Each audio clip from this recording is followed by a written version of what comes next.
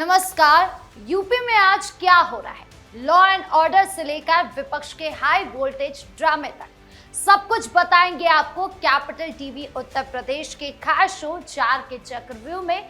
मैं हूं आपके साथ राधिका राज। 4 के चक्रव्यूह में सबसे पहले बात लखनऊ, जहां महिला आरक्षण बिल लोकसभा में फेल हो गया, जिसके बाद यूपी के अलग अलग जिलों में विरोध प्रदर्शन देखने को मिला। इसके साथ ही अपर्णा यादव सड़क पर उतरी और उन्होंने सपा और कांग्रेस के झंडे जला दिए। बताएंगे आपको पूरा विरोध और अपर्णा का तीखा बयान। दूसरी खबर लखनऊ की है, जहां आतंकियों का बड़ा प्लॉट पकड़ा गया, जिनकी साजिश हिंदू रक्षा दल कार्यालय और दिल्ली 6 मॉल को निशाना बनाने का था। खुलासा ये भी हुआ कि ये आतंकी पाकिस्तानी हैंडलर से जुड़े हैं। बताएंगे आपको गिरफ्तारी का पूरा खुलासा और सबूत। तीसरी खबर राहुल गांधी से जुड़ी है, जहां Allahabad high court Lucknow bench ने दोहरी नागरिकता मामले में एफआईआर दर्ज कराने का आदेश दे दिया। साथ ही सीबीआई जांच को भी हरी झंडी दिखाई है। बताएंगे आपको कोर्ट का फैसला और राजनीतिक हलचल। 4 के चक्रव्यूह के आखिरी में बात संभल गई, जहां प्रशासन ने 35 फीट ऊंची मीनार को पलक झपकते ही जमीन दोज कर दिया। मस्जिद पर भी बुलडोजर चला। सरकारी जमीन पर अवैध कब्जा हटाया गया। बताएंगे आपको पूरा एक्शन और वजह। तो चलिए शुरू करते हैं 4 का चक्रव्यूह। 4 के चक्रव्यूह में सबसे पहले बात महिला आरक्षण बिल की। लोकसभा में 131वां संविधान संशोधन विधेयक फेल हो गया। 2/3 बहुमत नहीं मिलने से बिल खारिज हो गया।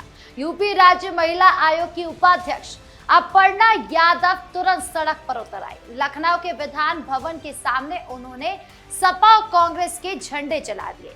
बीजेपी कार्यकर्ताओं के साथ जोरदार प्रदर्शन किया।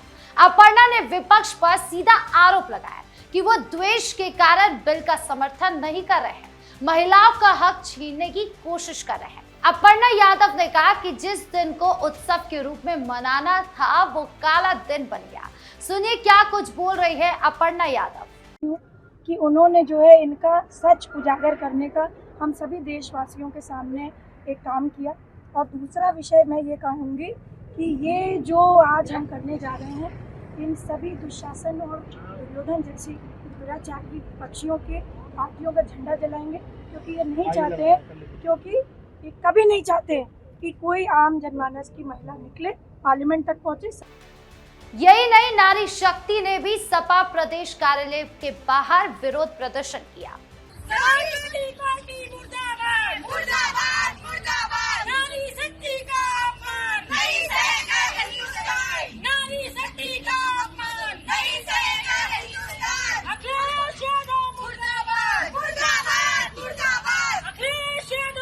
अपर्णा ने लगातार बड़ा प्रदर्शन करने की घोषणा कर दी है। उन्होंने साफ कहा है कि महिलाएं इस विपक्ष को कभी माफ नहीं करेगी।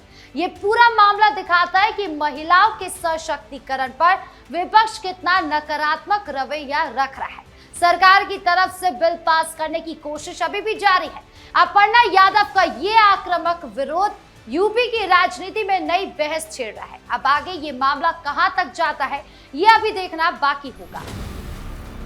खबरों में अब बात लखनऊ के आतंकी साजिश की। एटीएस ने 2 अप्रैल को 4 संदिग्ध को गिरफ्तार किया था। इसमें साकिब और अरबाब मेरठ के रहने वाले हैं। पूछताछ में बड़ा खुलासा हुआ।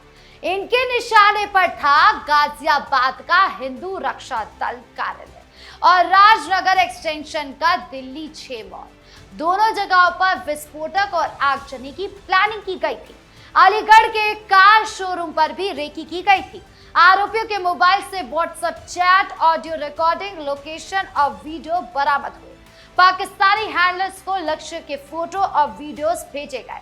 बदले में उन्हें 13,000 रुपए मिले। विकास नाम के आरोपी ने अपना जीजा के अकाउंट से पैसे ट्रांसफर कराए। 24 पर्चे भी बरामद हुए, जिसमें हिंदी और उर्दू में लिखा था कि हम अपने मकसद से पीछे नहीं हटेंगे। ये सिर्फ शुरुआत है। ये लोग मुस्लिम आर्मी ग्रुप से जुड़े थे और पाकिस्तान से निर्देश ले रहे थे। पुलिस का कहना है कि बड़ी आतंकी वारदात की साजिश रची जा रही। यूपी में हिंदू संगठनों और सार्वजनिक स्थलों को टारगेट करने की कोशिश नाकाम हो गई। जांच में बड़े मॉड्यूल के संकेत भी मिले हैं। सुरक्षा एजेंसियां सतर्क है और आगे की छानबीन जारी है। ये घटना दिखाती है कि यूपी में आतंक की कोई भी कोशिश बर्दाश्त नहीं की जाएगी। प्रदेश सरकार और पुलिस सख्ती से काम कर रही है। पाकिस्तान से चल रही साजिश को समय रहते पकड़ा गया। युवाओं को गुमराह करके इस्तेमाल करने की कोशिश की गई। पैसे देकर छोटे काम करवाए जा रहे थे, लेकिन बड़े हमले की तैयारी चल रही थी। अब पूरे नेटवर्क की जांच हो रही है और गिरफ्तारियां भी हो सकती है। ये मामला देश की सुरक्षा के लिए चेतावनी है। सीमा पार से आने वाली साजिशों पर नजर रखनी होगी। यूपी पुलिस की अलर्टनेस की तारीफ की जा रही है। आम लोगों को भी सतर्क होने की जरूरत है। ऐसी घटनाओं में सामाजिक सद्भाव बिगाड़ने की कोशिश होती है, लेकिन यूपी में कानून व्यवस्था मजबूत है। आतंकियों के हर प्लान को नाकाम किया जाएगा। जनता को भरोसा दिलाया गया है कि सुरक्षा पर कोई समझौता नहीं होगा। तीसरी खबर राहुल गांधी से जुड़ी है, जहां इलाहाबाद हाई कोर्ट की लखनऊ बेंच ने बड़ा फैसला सुनाया। न्यायमूर्ति सुभाष विद्यार्थी की अदालत ने राहुल गांधी के खिलाफ रायबरेली थाने में एफआईआर दर्ज करने का आदेश दे दिया है। दोहरी नागरिकता के आरोप में सीबीआई जांच को भी हरी झंडी मिल गई है। भाजपा नेता विघ्नेश शिशिर की याचिका पर यह आदेश आया। आरोप है कि राहुल गांधी ब्रिटिश नागरिकता भी रखते हैं। भारतीय कानून के मुताबिक दोहरी नागरिकता रखने वाला व्यक्ति सांसद नहीं बन सकता है। 2024 के चुनाव में रायबरेली से उनकी जीत पर सवाल उठाए गए। कोर्ट ने टॉप सीक्रेट फाइल पेश की गई थी, जिसकी अनुमति प्रधानमंत्री नरेंद्र मोदी और गृह मंत्री अमित शाह ने दी थी। अगर दोहरी नागरिकता साबित हुई तो राहुल की सांसद सदस्यता पर असर पड़ सकता है। ये मामला काफी गर्म है, क्योंकि राहुल गांधी विपक्ष के प्रमुख चेहरे हैं। हाई कोर्ट का ये कदम यूपी की राजनीति में नई बहस को शुरू कर गया है। अब सीबीआई जांच में आगे क्या खुलासा होता है, यह अभी देखना बाकी है। कांग्रेस की तरफ से अभी कोई आधिकारिक प्रतिक्रिया नहीं आई है, लेकिन राजनीतिक गलियारों में चर्चा तेज हो गई है। 4 के चक्रव्यूह के आखिरी में बात संभल की। मुबारकपुर गांव में प्रशासन के सख्त एक्शन अभी भी जारी है। 35 फीट ऊंची मीनार को पल भर में जमींदोज कर दिया गया। 2 हाइड्रा मशीनों की मदद से मीनार पर रस्सी बांधकर उसे गिरा दिया गया। उसके बाद बुलडोजर मस्जिद के बाकी हिस्से पर भी चला।